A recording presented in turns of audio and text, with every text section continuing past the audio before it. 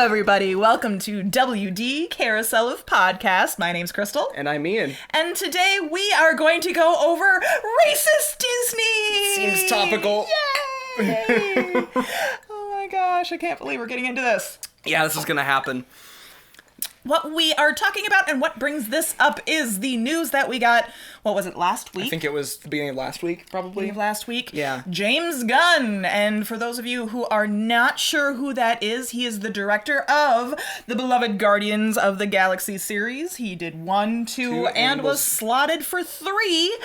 And then was booted last week. Yes. Because something came up. And I'm being vague about that because did you hear who the source was? Was it the same guy who tried to incite Hillary Clinton in a pedophilia ring?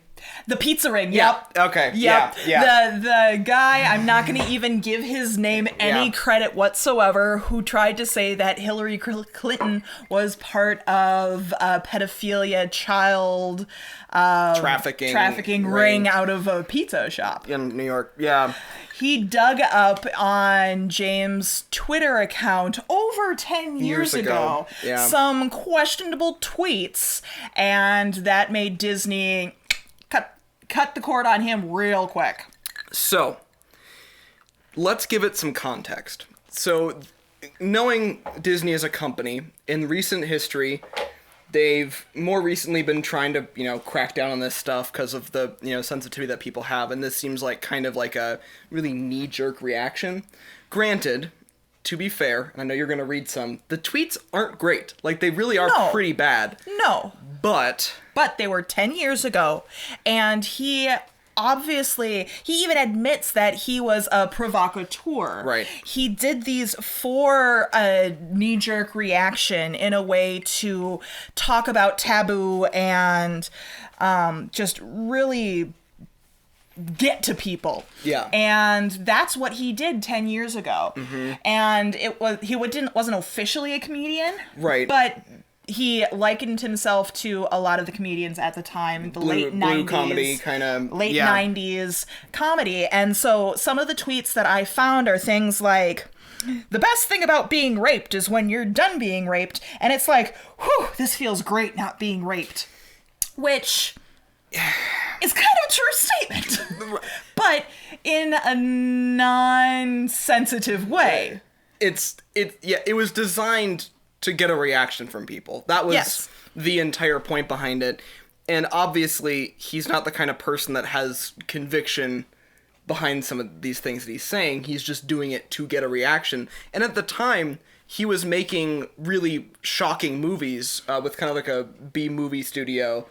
And that was kind of their thing, is shock value was a way to get people to see stuff. Yeah, outrage was their thing. Yeah. But even a few years after that, he was helping direct a movie. I can't remember what it is, but found out that one of the other producers was in like child trafficking, and or child pornography or something. And he didn't want to have anything to do with it. Yeah, right. After that, which is something that I'm happy he decided to make. Exactly. The other one, speaking kind of was, I like it when little boys touch me in my silly place.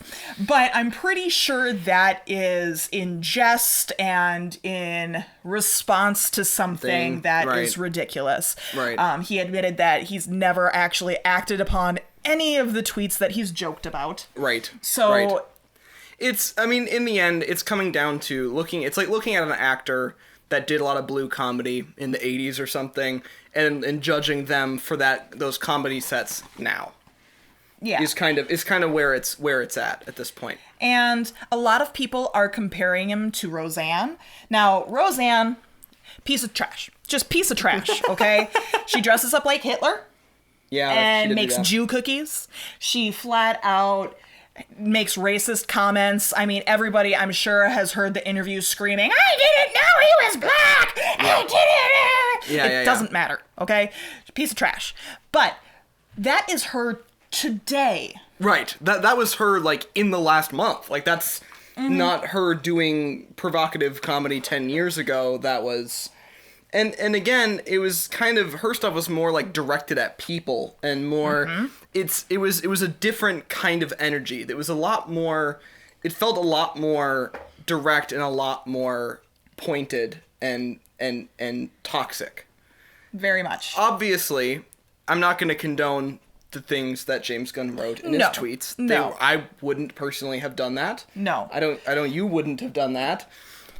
But I'm not a person who's going to joke about rape. Yeah, exactly. So it's a thing that, whereas I don't think that I agree with that brand of humor, and I think he probably doesn't agree with that brand of humor anymore either. No. If you look at the kind of comedy he's doing now with the Guardians of the Galaxy series, it's a lot more subtle. It's a lot more kind of lots of asides, lots of kind of little bits and pieces, and it works really well with the actors, and the actors loved working with him. Oh yeah, the actors even, did you see the letter? I did, yeah. Because I sent him a link to a letter that the cast just came out with. They waited a week, and they thought about it, and came out with a letter in response to the firing of Gunn, and they were...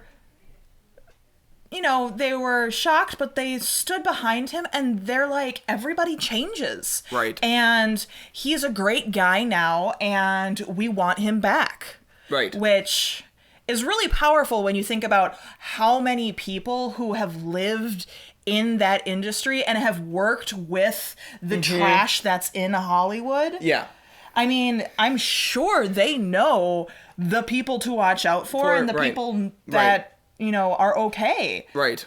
I think that in the end, boiling it all down, I think it was a bad judgment call because I think it was a knee-jerk reaction to something that wasn't an issue. It was a flash decision. It was a yeah, and I know kind of where it came from Disney's, executive perspective. I know kind of the logic behind it, but it just isn't the same as, like, for example, their decision with Roseanne. It's a little different, and so it's more than just a little different.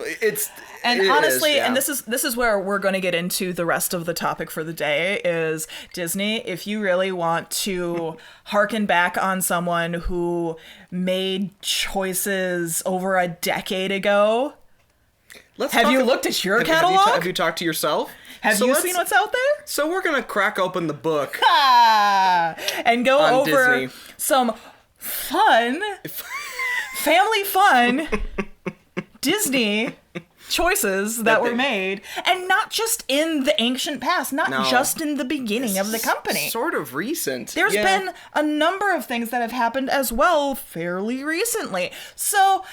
let's just delve straight into that, shall we? I'm going to quote my psychology, my philosophy of film professor, because I had one of those, because I'm awful.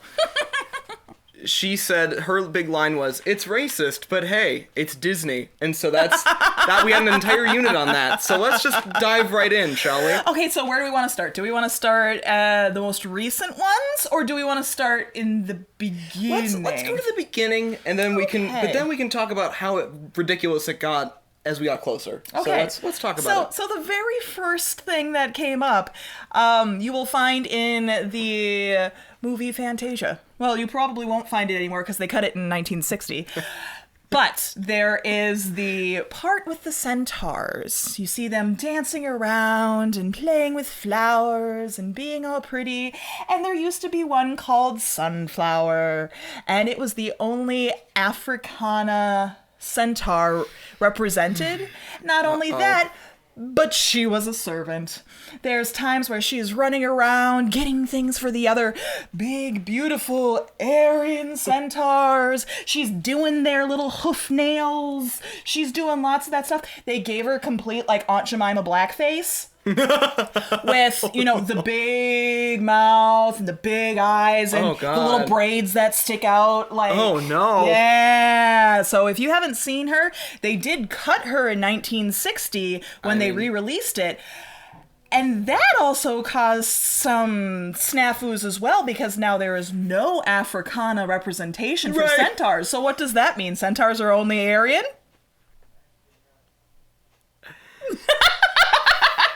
And that just stops.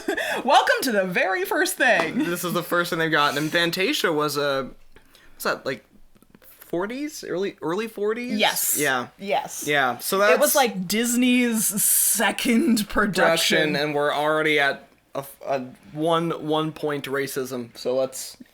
Next one, Dumbo. Let's talk about Dumbo. Dumbo had the crows. Now, everybody knows those beloved crows when I see an elephant fly. But they were Jim Crow. Very much. Oh, yeah. Glasses Crow. And one, I think, Preacher Crow. Oh, God. That's just like all, like literally these are just like black stereotypes from like classic What literature. makes just, like, it worse is that they're representing black culture. Uh-oh. But they're done by white men.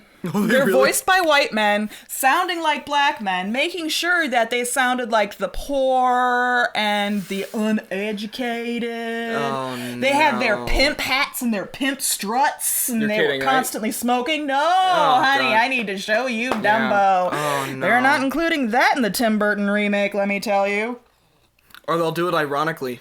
Damn you, Tim Burton. No, Oh, sorry. no, No, probably no. not. I haven't seen any, like... Side note, Timothy Mouse isn't in Tim Burton's remake, which is a huge character for Dumbo. I didn't see the crows other than just as a flap by. So there's no... They have a cameo. There was nothing there. And then, the movie that Disney decides to try and hide that it ever Yes. created. The worst kept secret of Disney. Song of the South. And it never came out on VHS. Nope. It never came out on DVD. I happen to have a pirated version because that's the only way you're going to see it nowadays. And that one is a movie pretty much based on post-Civil War plantation life, where they have happy slaves singing along and just being happy with their work. It's like the classic wise old black man. Like that's like exactly what it is. And it was still during a time where when the movie came out, they did the premiere in Atlanta, Georgia, because it was they did. based in the South, right? Well, Atlanta, Georgia still had segregation, so the star of the show could not attend the opening ceremony, the opening premiere. There is one thing that I will always maintain about that movie that really was a socially good thing. The actor who played the name of the character, which I can't think of the name of. Uncle Remus? Uncle Remus, thank you. He was the first man of color to win a Oscar. Which is great. Which is a big deal. But he wasn't even able to go to his premiere. Exactly. So there's other societal issues that were at play at the time, but at the same time, Disney gave him an opportunity to make a really good performance that he was awarded in a very high way for. But that aside, there was a lot of other problems. And they didn't actually come out with copies of the movie for you to have, but they still have it in book form. All the different little book forms, like Brer Rabbit and his stories. I showed you, I grew up with one called Brer Rabbit and the Tar Baby. Yeah, that and was I got awful. a copy of it still, and everybody's like, ooh, this feels a little racist. Yeah. It's But I didn't know growing up. More than a little racist. That is horrifying. She sent me a copy of You know what? Hold on. We're going to insert it here. Mm-hmm. There's the picture. Awesome. Is that not horrifying? She sent me a copy of that photo, and I was like, oh my god. Wow. When what year was that, though? I was born in the early 80s, Right. so somewhere around there's when they probably picked it up, because I was Wow. the first child. Was so it new at the time? Yes, I was the first child. They wouldn't have had any leftovers that they would have had for books and everything. Wow. So So, there was some bad decisions being made in Disney publishing, for sure. moving on to the Moving on. next one. Oh, one thing before we do that. You can still find a lot, and I think they've changed some of it, but that you can still see a lot of those characters in Splash Mountain. Yes, that is the only place that they still exist, and obviously it's not the racist version. Right. Or and any they've- of the stuff going on. And they've changed it. I think they've even changed some of the, they've removed Brer, too, I think, in some of the versions. Yeah, they call it Splash Bear and Splash Rabbit and Splash Fox. They keep continually trying to cleanse out Song of the South. And it's like, the thing about Song of the South, too, is a lot of people at Disney are like, empirically, it's a beautiful movie. Like, the actual, production and execution of the movie was quite Disney well thought done. he But was doing a great job, like including black actors and right. really, I don't know what his mindset was. I'm not Disney. Yeah. But he thought he was doing a good job. Yeah, I mean, I guess in a way, if he really thought that he was helping, I know that he tried, and in some ways he succeeded in the fact that there was some progress in terms of recognition, but at the same time, the movie itself now has dated itself in a way that is really terrifying to look at. Mm-hmm. So anyway, that's Song of the South. Next one, Peter Pan.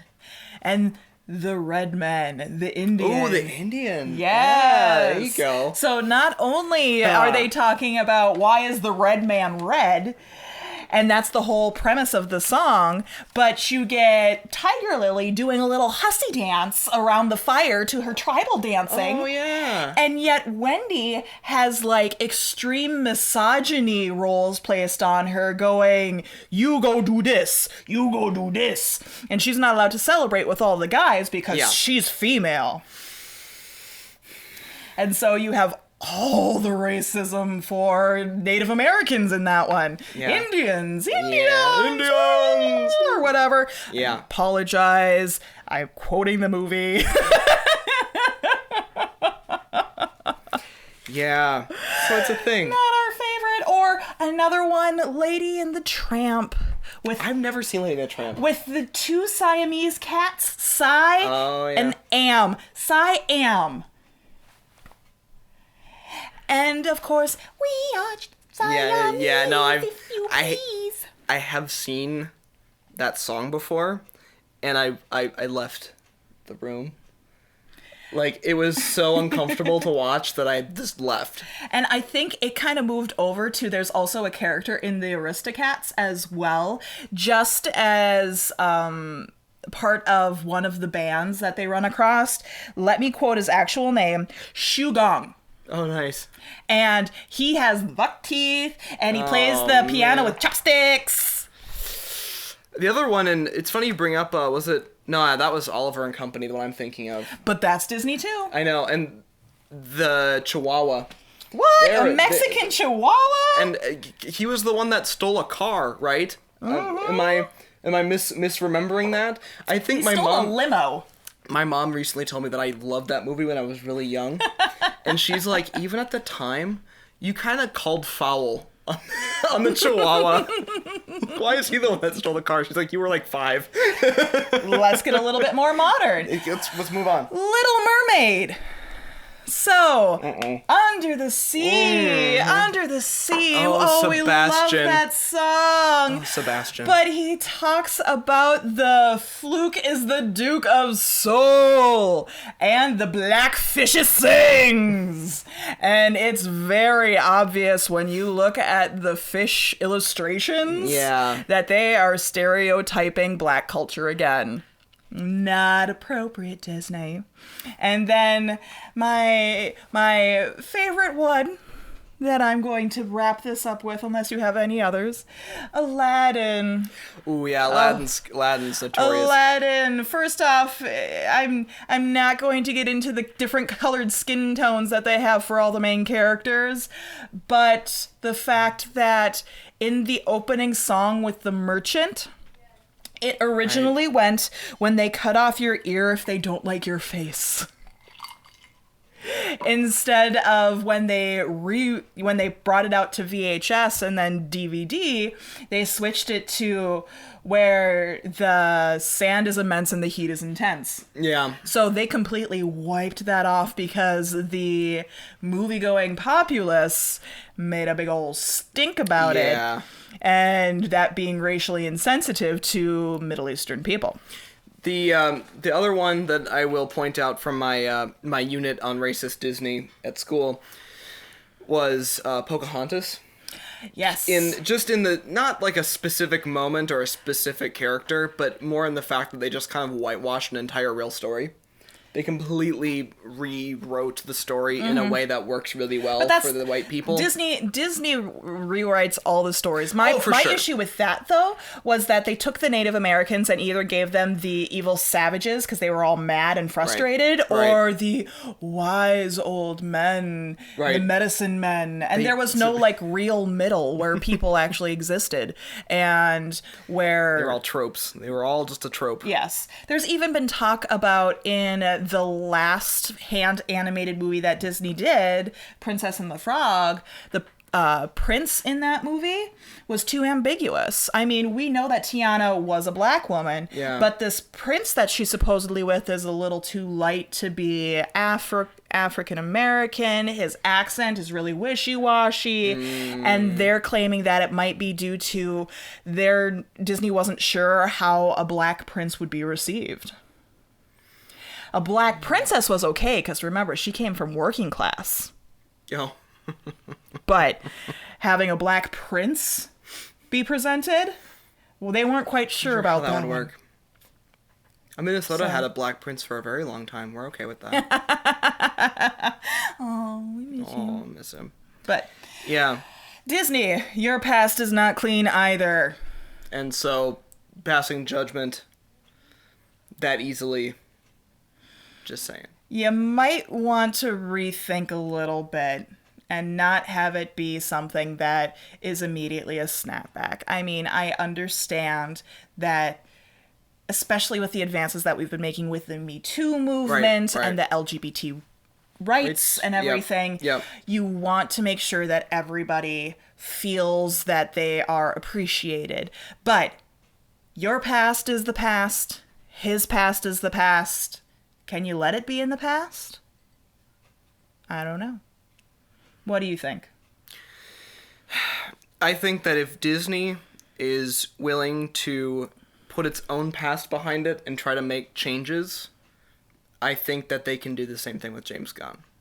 And I'm in agreement with that. Yeah, I think that the cast and crew say a lot about his moral standards and his ethics as of right now, and the growth that he's made since then. And I honestly don't think that at the time he had lower moral ethics. I think that he just was trying to get a rise out of people. And I know people that are creatives that do that, but they have very high moral standards in their lives, and I think that that's a big deal. I really do. And I think that's a big thing, and I really think that he did a really good job with the first two movies. And I have a lot of friends that I know that are posting on Facebook almost every day about how that they want him back and that was a really good director. And I agree. As you know, as I've seen it, I've loved those movies, and I think he's done a really good job with them. So I'd love to see him continue. I get where you're coming from, Disney, but look at yourself. Or, at the very least, since the decision was made that he's not going to be part of this movie, give him future opportunity. Something. Yeah. Something. Don't ostracize him from the community. Right. That's not the goal here. Yeah. Yeah. And on that note, I think we should wrap it up. I think so too. My name's Crystal. And I'm Ian. And you've been listening to WD Carousel of Podcast. I hope you have a great, big, beautiful tomorrow. Bye, everybody. There's a great, big, beautiful tomorrow, just a dream away.